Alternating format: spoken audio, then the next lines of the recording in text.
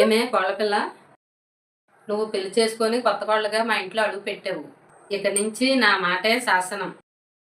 నా కొడుకు అదే మీ ఆయన వేరే దేశంలో ఉన్నాడు కదా, ఇక్కడ ఒళ్ళు దగ్గర పెట్టుకొని ఉండాలి.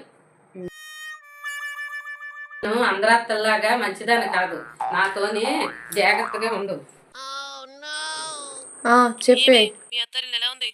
ఇల్లు బానే ఉంది కానీ మా అత్తే పెద్ద గయ్యల్లా ఉంది. జాగ్రత్త, ఇంకా మీ అత్త సంగతి నీకు తెలీదు. ఇంకా నా సంగతే ఆవిడకి తెలియదేమో. మీ అత్తకి చాలా బద్ధకం, ఒళ్ళు కూడా కదపదు. చూసుకో మరి. నువ్వేమంత కంగారు పడద్దే. ఆ లేవలేని అత్తకి ఒంగలేని కాళ్ళు వచ్చిందని అందరి చేత అనిపించకపోతే నన్ను అడుగు.